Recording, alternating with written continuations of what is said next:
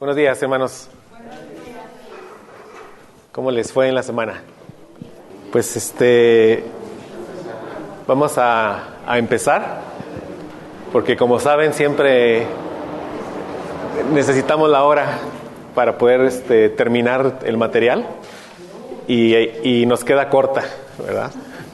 Entonces vamos a iniciar.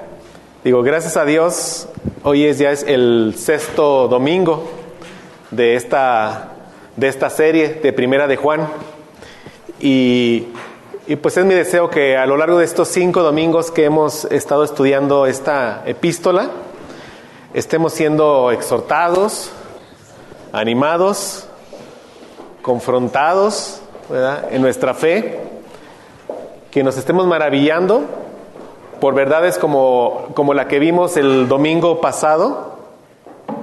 Recordamos que vimos en 1 de Juan 2:7, donde dice: amados, no os escribo un mandamiento nuevo, sino un mandamiento antiguo que habéis oído desde el principio.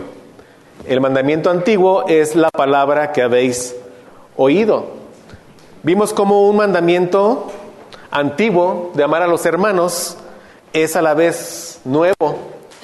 Vimos que esto es posible por la obra de nuestro Señor Jesucristo aplicada a nuestros corazones. Recordamos, si queremos que un gato que odia el agua nade bajo el agua, ¿qué tenemos que hacer? Pues primero tenemos que trasladar al gato de su ambiente, ¿verdad? Moverlo de su ambiente, de sus tejados, de sus calles, moverlo ¿a dónde? Al nuevo ambiente, que es el agua. Pero eso no es suficiente. Ahora tenemos que cambiar la naturaleza de ese gato, ¿verdad?, para que pueda disfrutar, para que pueda nadar y pueda disfrutar nadando en el lugar que precisamente odiaba, el agua, ¿verdad? Los gatos odian el agua. Y eso ha hecho Dios con nosotros. O sea, Él nos sacó del ambiente en el que vivíamos, nos sacó de las tinieblas. Disfrutábamos de las tinieblas porque nosotros mismos éramos tinieblas, entregados a nuestros pecados. Y nos trasladó precisamente a un ambiente que odiábamos. Odiábamos la luz. Y ahí es donde nos mueve. Y ahora Él hizo, por la obra de nuestros corazones, que disfrutemos de ese nuevo ambiente. Ahora disfrutamos obedecer su palabra. Disfrutamos obedecer la ley de Cristo. Recordamos la ley de Cristo: amar a Dios, amar al prójimo, amar al hermano. ¿Por qué? Porque Él transformó nuestra naturaleza. Nos trasladó al reino de las tinieblas, al reino de la luz, y no solo eso, sino que transformó nuestra naturaleza. Por el milagro de la regeneración en nuestras vidas, nos hizo morir a las tinieblas y nos hizo nacer a la luz. Nos quitó ese corazón de piedra y nos puso uno de carne. La ley que estaba escrita en tablas de piedra, ahora ha sido escrita en mi nuevo corazón. Y mira, hermano, por el mismísimo dedo del Espíritu Santo de Dios fue escrita en tu corazón. Por eso es que ahora quieres obedecer. Por eso ahora puedes obedecer. Y es así como ese mismo mandato que era antiguo para ti, que no lo tomabas en cuenta, que no lo querías obedecer, que no podías obedecerlo, que es amar a Dios y amar al hermano. Ahora, por la obra de Cristo en nosotros, podemos y queremos obedecerlo. Y eso es una evidencia irrefutable de que estamos en luz. Ahora, en el versículo 2:15 de Primera de Juan, en el versículo 2:15 de esta epístola, nos viene otra gran prueba para nuestro cristianismo. En el 2:15, otra evidencia para saber si andamos en luz. Y dice el 2:15: no améis al mundo, ni las cosas que están en el mundo. Si alguno ama al mundo, el amor del Padre no está en él. Pero entre estos dos, Dios guía al apóstol Juan, a hacer una especie de receso. Los versículos del 12 al 14, Primera de Juan 2, del 12 al 14, son como una especie de paréntesis en esta epístola. Es como si Juan nos diera la oportunidad de tomar un respiro antes de seguir. como terminar de digerir, nos quiere recordar ciertas verdades básicas en un cristiano, en un hijo de Dios, para darnos ánimo, para darnos consuelo, para darnos fuerza para todas las enseñanzas que después prosiguen, como esta que les comenté, la de no amar al mundo. Entonces, el objetivo de Juan, de estos versículos del 12 al 14, es recordarnos que en Cristo somos perdonados y que en Cristo somos vencedores. De nuevo, con el objetivo de darnos ánimo, ¿no? Recordarnos nuestra identidad en Cristo. Soy perdonado y soy vencedor. Es lo que dice. Entonces abramos aquí, primera de Juan 2, del 12 al 14. Primera de Juan 2, del 12 al 14. Dice, ¿ya lo tiene, hermano? 12 al 14 dice: Os escribo a vosotros, hijos, porque vuestros pecados os han sido perdonados por su nombre. Os escribo a vosotros, padres, porque conocéis al que ha sido desde el principio. Os escribo a vosotros, jóvenes, porque habéis vencido al maligno. Os he escrito a vosotros, niños, porque conocéis al Padre. Os he escrito a vosotros, padres, porque conocéis al que ha sido desde el principio. Os he escrito a vosotros, jóvenes, porque sois fuertes y la palabra de Dios permanece en vosotros y habéis vencido al maligno. Vamos a orar para poner este estudio en manos de Dios. Señor, gracias, Padre, porque nos permites abrir tu palabra, Señor. Gracias porque ahora en Cristo nos das entendimiento, nos iluminas, permites que nos maravillemos de tus verdades, Señor. Te ruego que apresure los pasos de aquellos hermanos que vengan en camino, Señor, y quita de nuestra mente preocupaciones, Padre. Ayúdanos a estar enfocados aquí. Como cada domingo, Señor, perdónanos, Padre. Perdona nuestros pecados. Y gracias, Señor, porque sabemos que eres fiel y justo para perdonarnos, Padre. Restaura nuestra comunión contigo, Señor. Te damos gracias, Padre, por esta epístola, por tanta enseñanza que nos has dejado aquí, Señor. Guía este estudio, Padre. Aplica estas verdades a nuestras vidas. Te lo pedimos en Cristo. Amén. Bien, aquí, hermanos, empecemos por identificar estas palabras. Si usted ve, ahí viene la palabra hijos, la palabra padres, la palabra jóvenes y la palabra niños en estos versículos. Primero hay que aclarar que no se refiere a una familia de sangre, ¿verdad? O sea, no se está refiriendo a la familia Ríos Cermeño, por ejemplo. No se refiere a eso. Tampoco se refiere a una edad cronológica. Es decir, cuando aquí menciona jóvenes, no se refiere necesariamente a jóvenes en sus 15 años. Más bien se refiere a una familia espiritual. Es a lo que aquí se refiere. Y a creyentes en diferentes etapas de su desarrollo espiritual. Es a lo que se refiere aquí Juan. Por ejemplo, Dios llamó a mi papá en sus 75. Mi papá a sus 75 años era un niño en la fe, ¿cierto? Era un niño en la fe. Y así. Entonces, cuando en el versículo 12 menciona hijos, dice, os escribo a vosotros hijos. Esto es aceptado por la mayoría de los estudios de la Biblia, que se refiere a todos los creyentes. Aquí se refiere a todos los creyentes. Así lo menciona Juan en el versículo 1 de este capítulo. Dice, hijitos míos, os escribo estas cosas para que no pequéis. Hijitos es un término afectuoso de un hombre anciano hacia sus discípulos. Entonces aquí cuando vemos, os escribo a vosotros hijos, se refiere a todos nosotros, a todos los creyentes. Después, cuando se menciona padres y jóvenes, es aceptado por la mayoría de los teólogos que se refiere a dos grupos.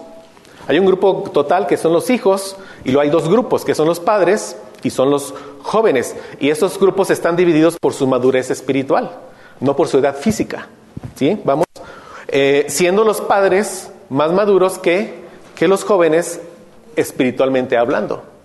Entonces, a esto se refiere. Aquí viene una complicación en la palabra niños, que aparece al final del versículo 13. Cuando dice, os he escrito a vosotros niños porque conocéis al Padre. La palabra griega usada para hijos en el versículo 12 es distinta de la usada para niños en el versículo 13. Pero aunque a pesar de que no es la misma palabra griega, algunos teólogos interpretan como que se refiere al mismo grupo. O sea, cuando algunos dicen hijos y niños son sinónimos, entonces cuando se refiere a niños se está refiriendo a todos nosotros. Algunos teólogos como Miguel Núñez así lo entienden. Otros opinan que la palabra niños del versículo 13 se refiere a los niños espirituales. ¿Sí? De tal forma que dentro de ese gran grupo de hijos, dicen, hay niños, hay jóvenes y hay padres. Así es como lo entiende John MacArthur, por ejemplo. Pero, hermanos, sea que se refiera a niños o a hijos, nos aplica a todos de igual manera, ¿cierto? Como niños conocemos al Padre. Y como hijos, sabemos que nuestros pecados han sido perdonados. Pero, sin embargo, es necesario precisarlo. Y a este respecto les voy a leer lo que dice Martin Lloyd-Jones. Él escribe lo siguiente, con respecto a esta diferencia de interpretaciones. ¿Sí? Él dice, lo que realmente importa es que el apóstol está diciendo claramente que todos nosotros hemos de entender estas verdades de la vida cristiana y de la fe cristiana. Y estamos de acuerdo. Y agrega, al mismo tiempo hay consideraciones particulares que son más importantes en determinadas edades y etapas. En otras palabras, no son solo los jóvenes quienes vencen al maligno. Esto es aplicable a todos los cristianos. Cuando habla de los jóvenes y dice que han vencido al maligno. Dice Martin Lloyd-Jones, escribe pues para todos, pero al mismo tiempo hay etapas en la vida cristiana y en esas etapas necesitamos insistir más en unas cosas que en otras. Y eso es lo glorioso de nuestra fe cristiana. La totalidad va para todos, toda la enseñanza va para todos, y sin embargo hay aplicaciones particulares en función de nuestra etapa de crecimiento. Es lo que él dice. Yo personalmente, me inclino por la interpretación de MacArthur, en lo personal. Es decir, cuando él dice hijitos en el versículo 12, se refiere a todos los hijos de Dios, independientemente de los años que lleven en el Evangelio. Después, cuando menciona niños, jóvenes y padres, se dirige a grupos particulares de la iglesia en función de su madurez espiritual. Entonces, partiendo de ahí, así es como vamos a llevar el hilo de este pasaje. Entonces, para darle un cierto orden, vamos a dar inicio estudiando a los niños, a los jóvenes, a los padres, y después lo que nos dice a todos, ¿no? A todos. Y recordemos, ¿verdad? Estos versículos de 12 al 14 son como un paréntesis en esta epístola. Y Juan quiere darnos ánimo, quiere darnos consuelo, recordándonos que en Cristo somos perdonados y somos vencedores, como lo iremos viendo. Entonces, iniciemos con el primer grupo. Mira, vamos a leer el final del versículo 13. El final del versículo 13, donde dice, os he escrito a vosotros niños, porque conocéis al Padre. Al Padre. Aquí la palabra griega para niños es paidia. Esto es niños que necesitan ser entrenados. Por eso un instructor griego se llamaba paidagogo. De ahí tomamos la palabra pedagogo, ¿no? Que es la persona que se dedica a educar a los niños. Este grupo son niños en la fe, ¿sí? Los que tienen un conocimiento básico de Dios y necesitan crecer. Pero ese conocimiento básico los hace sentir seguros. Saben que Dios es su Padre celestial. Ellos empiezan a tener eso. Como niños ellos piden y agradecen. Sus oraciones son algo así como: Padre, gracias por este pollito y por estas tortillas, y listo, a comer, ¿no? Pero en esa oración ellos le dan la gloria a Dios, ¿verdad? Le dan la gloria a Dios. Dice el apóstol Pablo en 1 Corintios 10:31, entonces ya sea que comáis, que bebáis o que hagáis cualquier cosa, hacedlo todo para la gloria de Dios. Una forma de dar la gloria a Dios es reconociendo que todo lo que Él nos da, ¿verdad? Sustento, abrigo, trabajo, fuerzas, todo lo que Dios nos da, todo eso, viene de Él, viene de Dios. Y dándole gracias, reconociendo que todo viene de Él, sea poco o sea mucho, le damos la gloria a Dios. Anita, mi hija, Unos años atrás, cuando estaba en su cama y me escuchaba trabajar ahí en la noche, ella se sentía segura porque sabía que su papi estaba cerca. Ahí por ahí anda mi papi y dormía segura. De igual forma, un niño en la fe empieza a desarrollar esa conciencia de que su Padre Celestial está siempre cerca. Sabe que su Padre está cerca. Eso le da seguridad. Yo recuerdo a mi esposa que le leía el Salmo 4:8 a Memo cuando era un niño. Ya no se lo lee. Dice, en paz me acostaré y asimismo dormiré, porque solo tú, Jehová, me haces vivir confiado. Y verdaderamente dormía confiado, ¿no? Y mira, hermano, reflexionemos en esto, en esa conciencia que vamos desarrollando de que Dios está con nosotros. Siempre, siempre está con nosotros. Tenemos la atención de Dios, hermano, y siempre como si fuéramos el único ser que Él hubiese creado. Es un Dios infinito, que es tan infinito que nos puede prestar una atención infinita a cada uno de nosotros en particular. La infinita atención de Dios se dirige exclusivamente a mí. Reflexiona en eso. Él está pendiente de cada paso que doy. Conoce cada uno de mis pensamientos, cada uno de mis sueños, cada una de mis cargas. Él está conmigo en todos mis caminos, incluso en los más oscuros, ¿verdad? Para sacarme cuando yo no sepa cómo salir de ahí. Él está para mí. Reflexiona, hermano. El Dios que creó el inmenso universo con cada una de sus maravillas, el mismo Dios que hizo los millones y millones de estrellas, está a mi lado. Siempre. Y más aún, está dentro de mi corazón. ¿Verdad? Él está sanando y transformando mi corazón continuamente. Él estaba en la cruz diciéndome que me ama a mí. Exclusivamente a mí. Él murió de forma personal y específica por mí. Por mí. Él no murió y después dijo, ya morí, y a ver quién tiene fe, ¿sí? Y a ver quién acepta mi muerte. No. Él murió específicamente por ti. ¿Sí? Eso ya de por sí es maravilloso. Nos debe de animar. Nos debe de animar. Conocer al Padre y entender que nada me puede separar del Padre. Que siempre está junto a mí. Un niño en Cristo sabe que Dios es su Padre. En esa etapa el niño pide y confía, pero se espera que un niño crezca, ¿verdad? Se espera que un niño se desarrolle. Si tenemos un hijo con alguna deficiencia en su crecimiento o en su desarrollo motriz o mental, nos preocupamos, ¿cierto? Nos preocupamos porque no es lo que se espera. De igual forma, un cristiano que se queda estancado y no crece es algo que debe de preocupar. No es lo que se espera, pero tristemente pasa. ¿Por qué? Pues podríamos enumerar muchas razones, pero quizás una razón sea la siguiente. Y busca por favor 2 Timoteo 2, del 3 al 4. Busca 2 de Timoteo 2, del 3 al 4.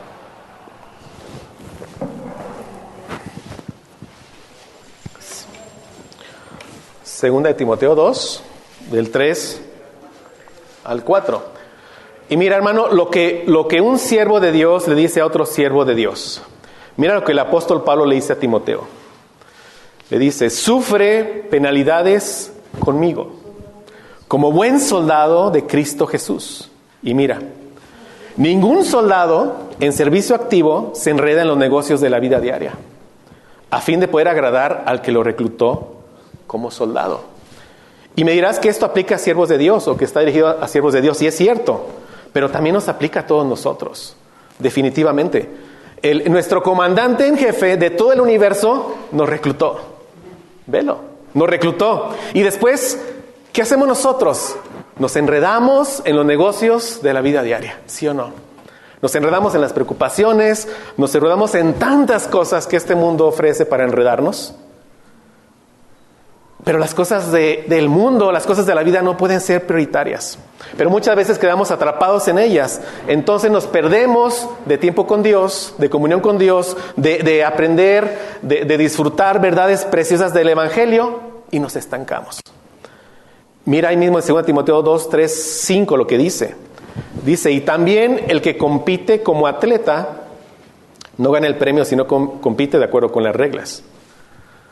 ¿Sí lo leyó? Y una regla, mi hermano, es: busca primero su reino y su justicia. Y todas estas cosas os serán añadidas. Todo el sustento, el abrigo, será añadido. El techo, todo. Es una promesa de Dios para todos sus hijos. ¿Sí? Todo vendrá en consecuencia, o sea, todas nuestras necesidades físicas vendrán como una consecuencia de poner en primer lugar el reino de Dios. Pero ¿qué hacemos nosotros? Lo hacemos al revés. Buscamos primero el sustento y descuidamos el reino. Y nos estancamos. Y si eso nos está pasando, mi hermano, ¿qué tenemos que hacer? Es pedir perdón, corregir pronto. Ayúdame, Señor, a enderezar mis prioridades. Ayúdame, dame sabiduría. ¿Qué estoy haciendo aquí mal? Yo les aseguro que todos estamos fallando, se los aseguro.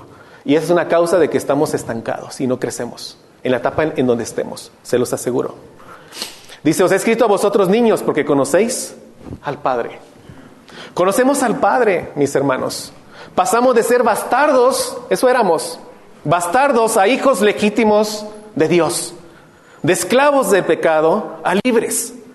De hijos de ira a perdonados. De hijos de Satanás a hijos de Dios.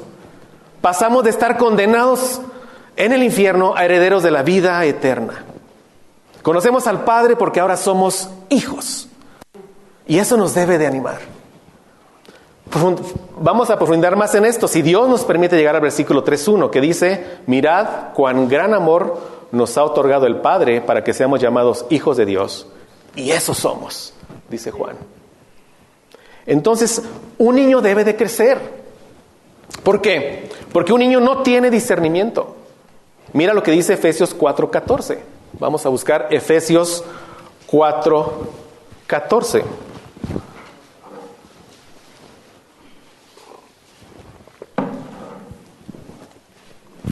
¿Está ahí, mi hermano? Efesios 4:14 dice que ya no seamos niños. Que ya no seamos niños. ¿Por qué? Porque un niño es sacudido por las olas y llevados de aquí para allá por todo viento de doctrina. ¿Sí lo ve? Por la astucia de los hombres, por las artimañas engañosas del error. Un niño se puede creer cualquier cosa. Un niño se puede comer cualquier cosa. Todo se lo lleva a la boca. Debe crecer para que no lo engañen. Un niño es vulnerable al error. Un niño debe convertirse en un joven. En un joven, para que adquiera discernimiento. Debe de crecer. La etapa de niño es muy bonita. Tanto física como espiritual. Es muy bonita. Ese primer amor lo envidiamos todos, ¿no? Pero ese primer amor madura y debe de crecer. Leamos 1 Juan 2, 13, 14, en las partes que Juan escribe a los jóvenes. A los jóvenes. ¿Está ahí? Dice, os he escrito a vosotros jóvenes porque habéis vencido al maligno. Y en el 14 dice, os he escrito a vosotros jóvenes porque sois fuertes y la palabra de Dios permanece en vosotros y habéis vencido al maligno. ¿Sí? Ahora Juan se dirige a este grupo, al grupo de jóvenes en la fe. Esos que ya dejaron de ser niños en Cristo y ahora son jóvenes en Cristo. Y no solo eso, Juan los describe como jóvenes fuertes, como jóvenes que han vencido al maligno. No dice que vencerán al maligno, dice que ya han vencido al maligno.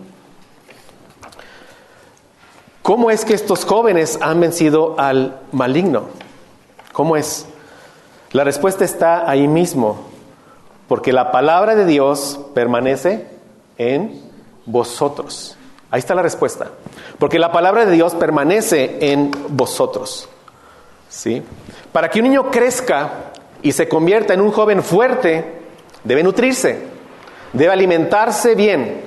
Yo he visto a mi hijo Diego crecer y convertirse en un joven fuerte. Y mira que está fuerte. Y en paralelo he visto cómo devora todo lo que encuentra en el refrigerador. Es impresionante cómo come, ¿no? De igual manera, para que un niño en Cristo crezca y se convierta en un joven fuerte en Cristo, debe nutrirse con la palabra. El medio de crecimiento que Dios ha dejado para el cristiano es su palabra. Busca 1 de Pedro 2:2. 1 de Pedro 2:2.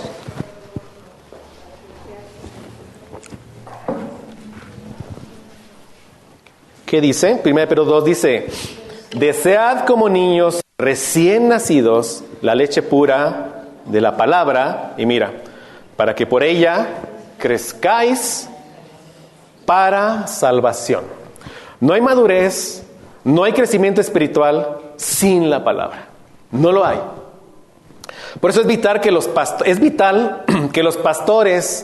es vital que los maestros en la iglesia sean profundos conocedores de la palabra de Dios. Eso es vital para que ellos crezcan en la palabra y para que puedan compartir esa palabra con sus congregaciones.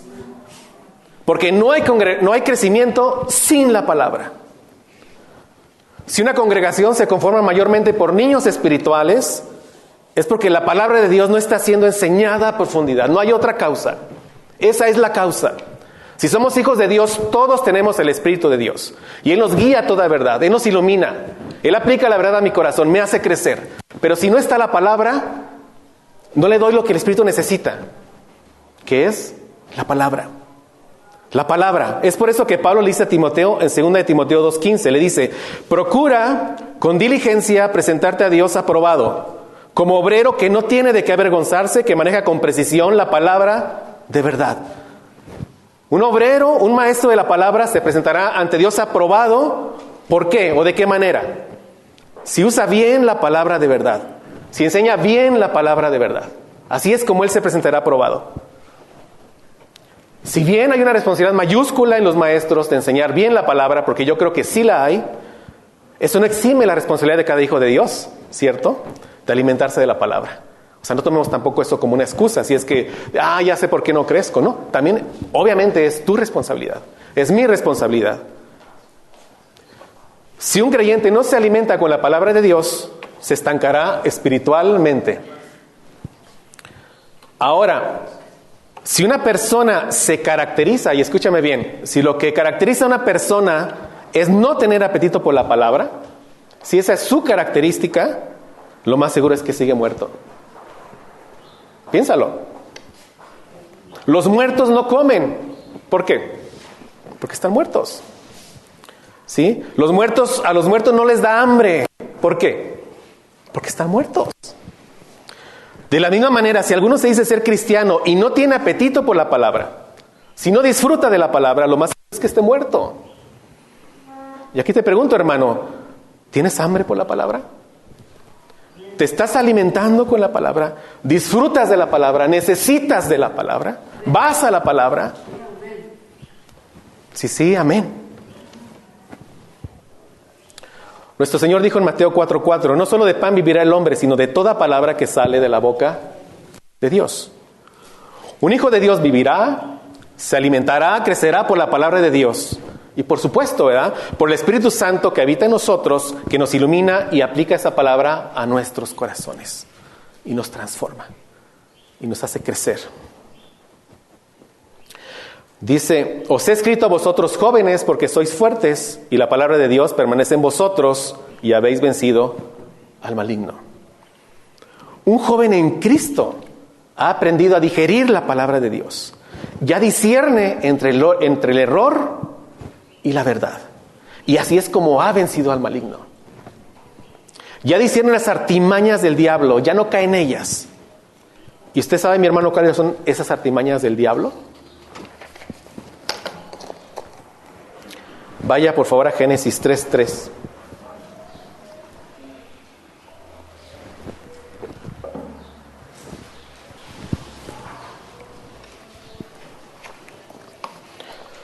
Génesis 3:3.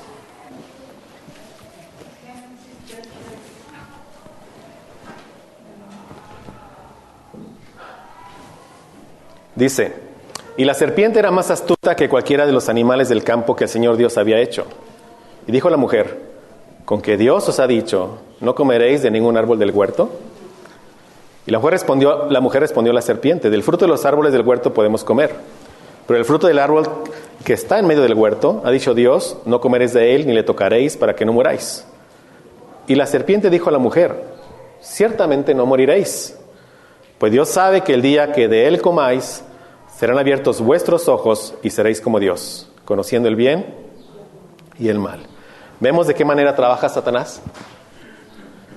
Él trabaja en las falsas ideas. Ahí es donde trabaja Satanás. Es el maestro de la mentira. Él es padre de mentira. Es un especialista en sembrar duda. Siempre plantará lo que es falso.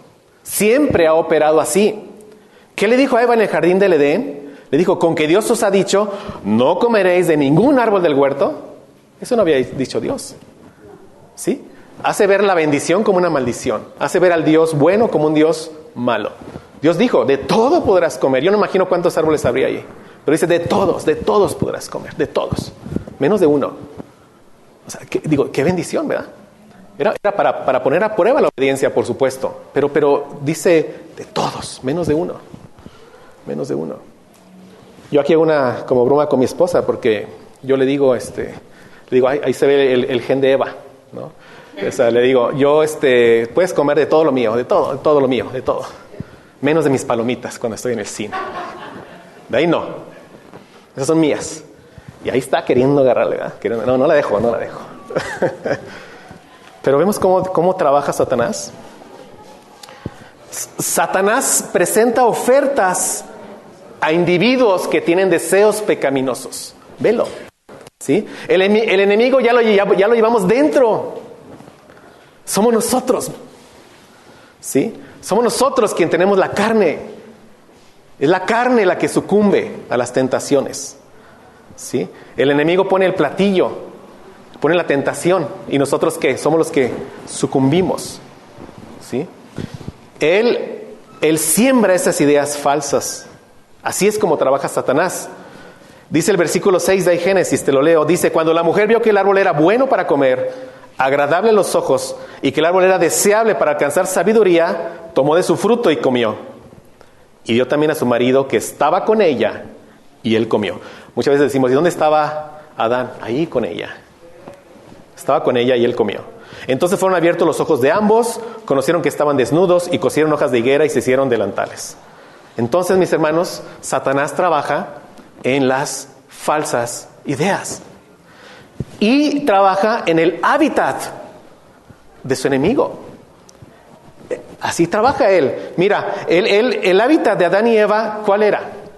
Eran los árboles y los animales. Por eso se les apareció como una serpiente. Eva no se asustó cuando vio venir a esa serpiente, ¿verdad? Le era familiar. ¿Sí? Si Satanás hubiera puesto su mensaje en un iPad, ¿sí? Si Eva hubiera visto ese mensaje en un iPad, hubiera dicho, esto es del diablo. ¿Sí o no? Pero no, Satanás siembra el error en lo que nos es familiar. Ahí siembra las ideas en lo que no se es familiar. Usa nuestra ciencia, usa el progreso, las escuelas, el Facebook, el gimnasio. En el ambiente que a ti te es familiar, ahí Satanás está trabajando en ideas que te está metiendo para que caigas en las tentaciones. Ahí trabaja Satanás. De forma sutil. O sea, ni lo ves venir, ni te percatas de su ataque. Ya caíste y no supiste ni por dónde te llegó. Hay que estar alertas, como jóvenes fuertes, que discernimos entre el bien y el mal. ¿Qué es la ideología de género, mi hermano? Es una idea. Y es una idea depravada, plantada por Satanás. Pero velo, es una idea. ¿Sí lo ves? Es una idea. Dice que independientemente de la sexualidad se puede escoger entre ser hombre o mujer. Es una idea. Pero ¿qué dice Génesis 1:27? Creó pues Dios al hombre a imagen suya, a imagen de Dios lo creó, varón y hembra los creó. Un joven es fuerte y la palabra de Dios permanece en él y ha vencido al maligno, no sucumbe a sus engaños. Él discierne. Ante el movimiento LGTB, lesbianas, gays, transexuales y bisexuales, ¿Te imaginas? O sea, ponte en esa sociedad que ya aceptó el movimiento, ¿sí? Ubícate ahí, ya lo aceptó. Ya aceptó todo esto, no lo voy a explicar, pero ustedes saben. Ya aceptó lesbianas, gays, transexuales, ya lo aceptó. ¿Te imaginas esa sociedad cómo ve el mandato, no estés unido en yugo desigual con los incrédulos? ¿Te imaginas cómo lo ve? Estos arcaicos, ¿verdad? ¿Sí lo ves? Ahora, ¿qué podría pensar un hijo de Dios?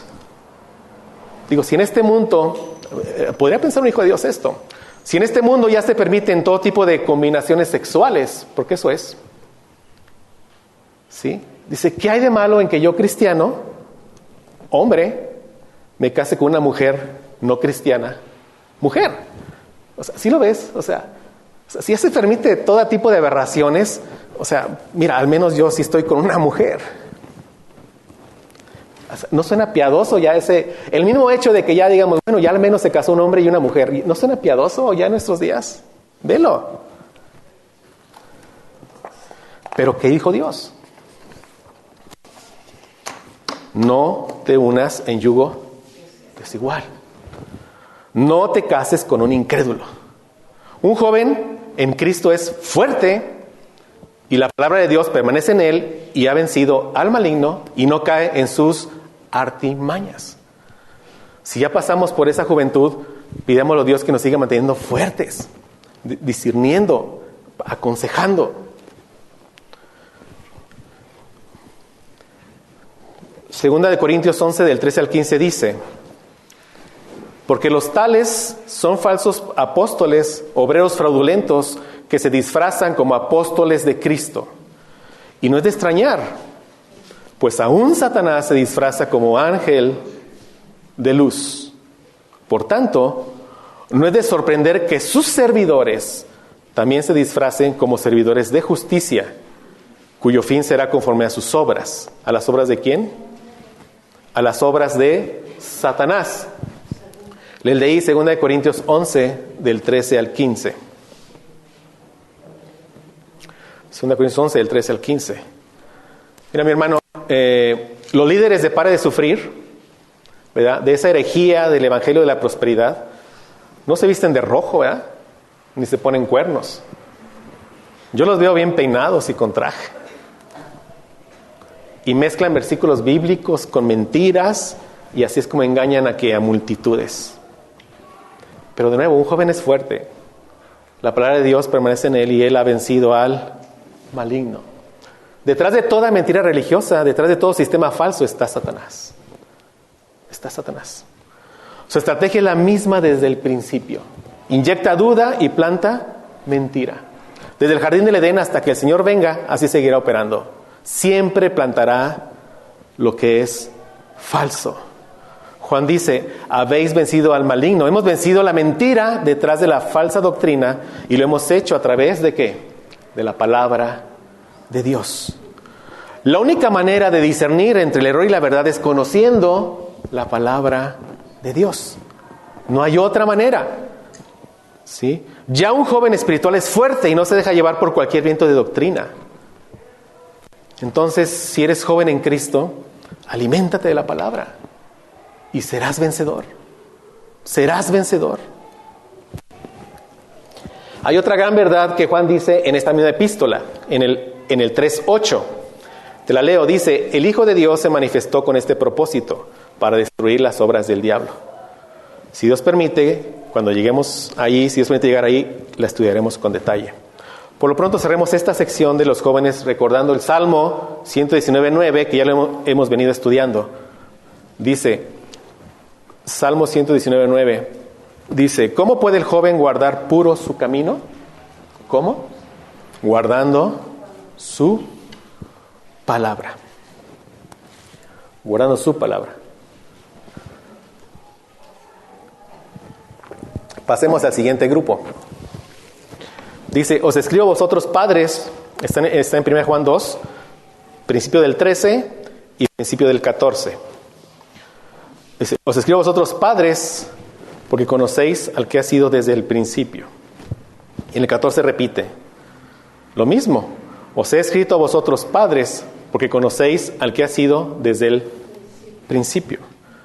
Ahora Juan se dirige a un tercer grupo, a los creyentes que ya pasaron la etapa de la infancia, que pasaron por ser jóvenes fuertes y ahora son padres, porque conocen al que ha sido desde el principio. Los padres espirituales han llegado a tener un conocimiento profundo de Dios.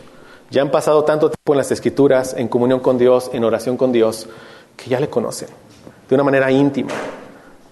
O sea, conocen sus atributos, pero no como un conocimiento allá afuera, sino cómo impacta su vida, cómo se apoyan de ellos cuando están en pruebas. ¿Sí? Por ese conocimiento aman más a Dios, adoran más a Dios, obedecen más a Dios. Si observamos en estos versículos, hay un énfasis en la eternidad de Dios. Dice, conocéis al que ha sido desde el principio. Aquí Juan nos quiere dejar un énfasis en la eternidad de Dios. Salmo 92 dice, antes que los montes fueran engendrados y naciera la tierra y el mundo, desde la eternidad y hasta la eternidad, tú eres Dios. Tú eres Dios. Quiere que recordemos, que estemos siempre conscientes de la eternidad de Dios. Salmo 93:2 dice, desde la antigüedad está establecido tu trono, tú eres desde la eternidad. Isaías 43:13 dice, aún desde la eternidad yo soy. No hay quien libre de mi mano, yo actúo, ¿y quién lo revocará? ¿Quién? Él ya determinó todas las cosas, ¿sí? Todas las cosas. Ese Dios eterno y poderoso ya actuó, ¿y quién lo revocará? Y si yo entiendo que todas las cosas me ayudan a bien, ¿no estaré confiado, gozoso, pleno, a pesar de lo que esté pasando en mi vida? Yo actúo, dice Dios, ¿y quién lo revocará?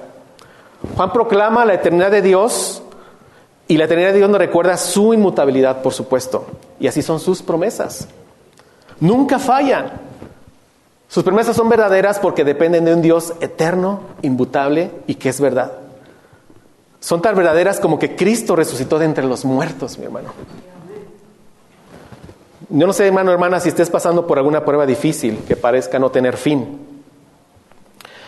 Algunos saben, yo les he comentado, Dios me ha tenido en prueba desde inicios de este año. Y a veces, si les soy honesto, no entiendo su propósito. A veces no lo entiendo. Pero yo me aferro a una promesa. Yo me aferro a la promesa de Romanos 8:28 que dice, sabemos que para los que aman a Dios, todas las cosas cooperan para bien. Todas las cosas. Yo no sé de qué manera, pero todo esto está cooperando para mi bien. Yo creo eso. ¿Sí? Porque es la promesa que depende de un Dios eterno. ¿Sí? Es una promesa que no depende de las circunstancias del mundo. No depende de la situación económica del mundo, del país. No depende. ¿Depende de quién? De Dios. Del creador de este universo. De Él depende la promesa. De Él depende la promesa. Así es como yo creo que Juan nos quiere animar al decirnos que conocemos al que ha sido desde el principio. Si estás pasando por etapas de austeridad y estás tentado a descuidar el reino de Dios, ¿qué dijo Jesús? Buscad primero el reino de Dios. Y viene una promesa. ¿Cuál es la promesa? Todas las demás cosas que necesites para tu vida física, se refiere, o serán que añadidas. Si estamos pasando por etapas difíciles, confiemos en Dios. Confiemos en Dios. No invirtamos las cosas. No descuidemos el reino por ir por nuestro sustento. Es al revés. Busquemos el reino y el sustento está asegurado porque depende de un Dios que es eterno. ¿Sí? Si estás estancado en un pecado, que dices, de este pecado verdaderamente yo no voy a poder salir. Puede pasar. Nos puede pasar como hijos. Estás atorado en un pecado y no ves el cómo. Recuerda la promesa que está en Filipenses 1:6. ¿Qué dice esa promesa de Filipenses 1:6?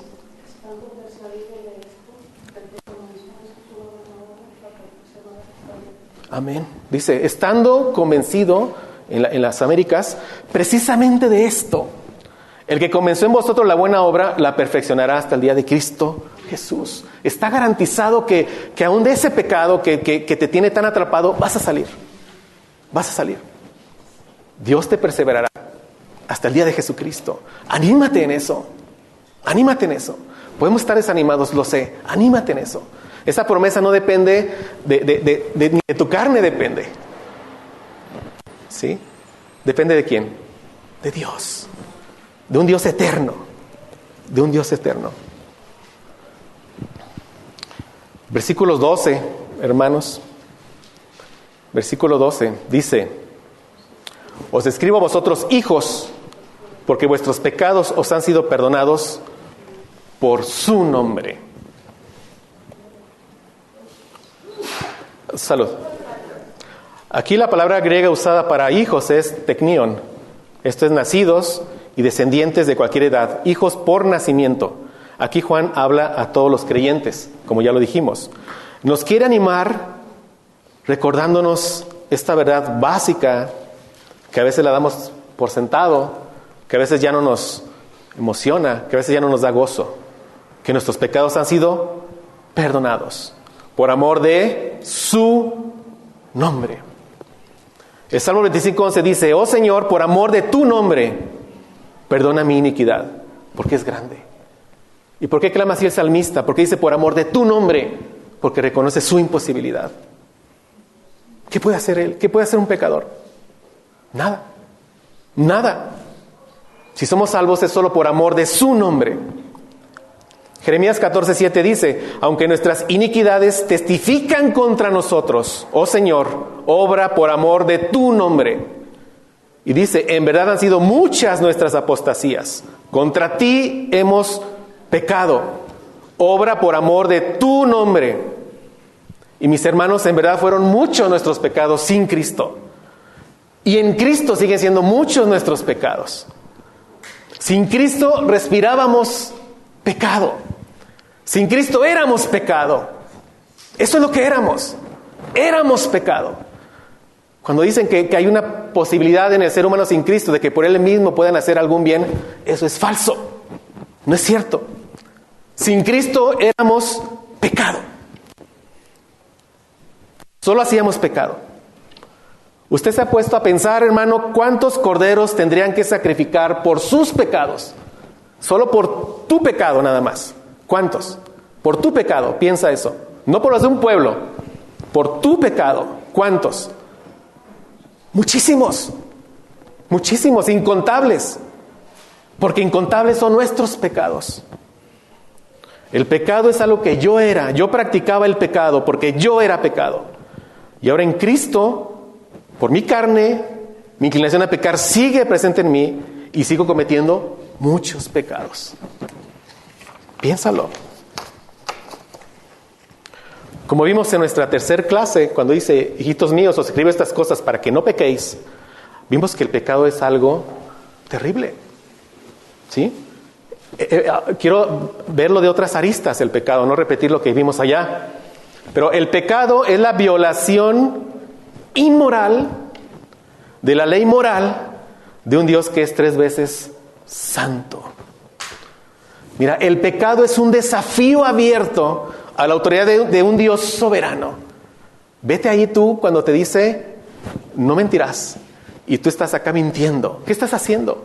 Estás desafiando al Dios que te creó, al Dios soberano. Abiertamente te estoy desafiando. Sí, ya sé que dijiste eso, pero yo miento. Y agrégale ahí tu pecado. Es una afrenta contra el Dios que nos ha dado la vida. El pecado es la contaminación de la creación que Dios declaró que era buena. Es algo abominable para Dios el pecado. Y es lo que llevó a Cristo a la cruz. ¿Cómo es posible que si fui abominable a los ojos de Dios, cómo es posible que si yo mismo era pecado, se me han perdonado miles y miles de pecados? ¿Cómo es posible? Busca 2 de Timoteo 1:9.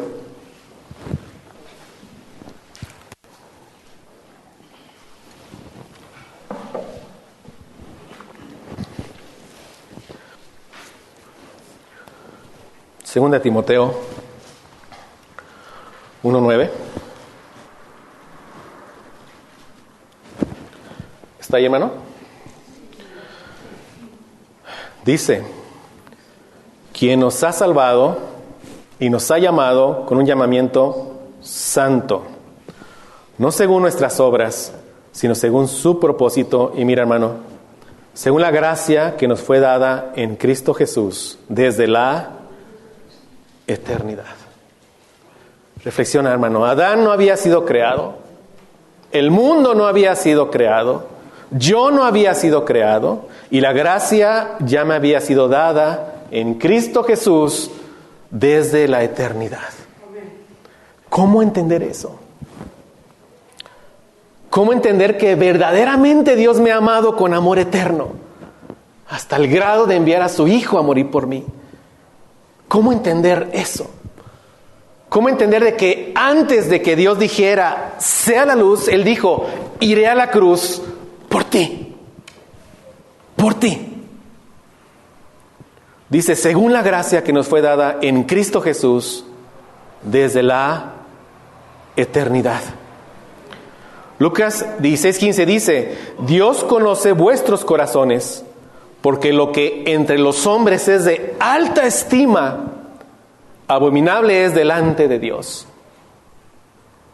Abominable es todo lo que no glorifica a Dios.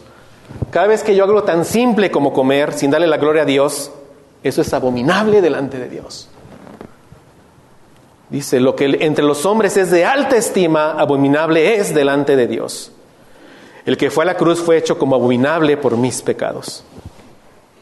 El que abomina el pecado fue hecho abominable para que tú y yo fuéramos limpios. Así es como Juan nos quiere animar. Esa gracia infinita de Dios ha borrado todas mis infracciones a la ley. Todos mis desafíos a la autoridad de Dios que me dio vida. ¿Por qué?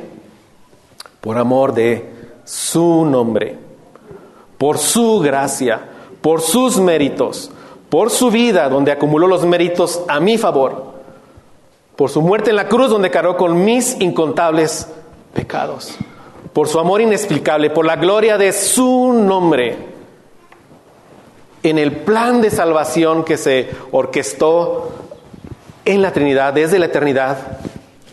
Yo ni siquiera fui un espectador. Y yo ya estaba incrustado en ese plan. Piénsalo. Dios me dio vida y ahora me doy cuenta y digo, yo ya estaba en Cristo desde la eternidad. Y seguiré estando en Cristo hasta la eternidad. En Cristo de alguna manera somos eternos. Velo.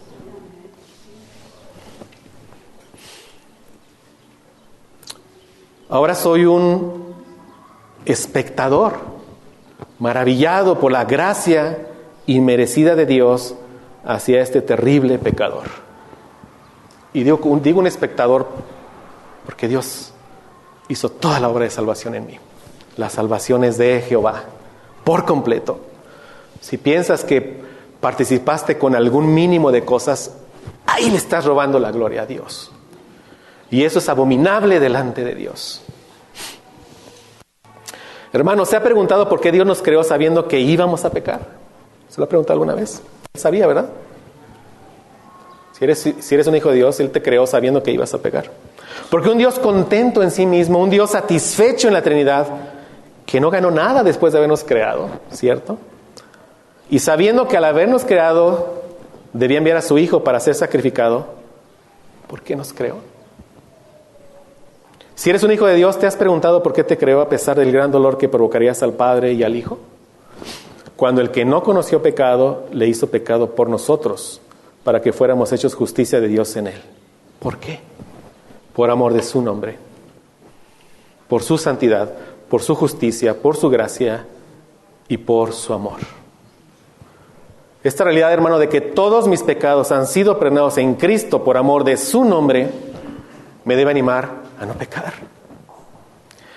Caminar en santidad, andar en luz, amar más a Dios, amar a mis hermanos, arrepentirme pronto cuando peque, restaurar mi comunión con Dios, a pasar más tiempo en su palabra, a entregarle mi vida, a alabarle, a glorificarle, a bendecirle, a amarle. Porque en Cristo somos perdonados y en Cristo somos vencedores. Oremos, hermanos. Señor, gracias por tu palabra, Padre. Gracias por tanta sabiduría que nos dejas en esta epístola, Señor. Gracias por estas palabras de ánimo ante las exhortaciones que vendrán después, que nos podrán parecer imposibles, Señor. Gracias por esto, Gracias por recordarnos nuestra identidad en Cristo, Señor. Ayúdanos Señor, a siempre ser agradecidos contigo como cuando éramos niños en ti, Señor. Ayúdanos a seguir discerniendo entre el bien y el mal, Señor. Ayúdanos a identificar las artimañas del maligno, Señor, para no caer en ellas, Padre.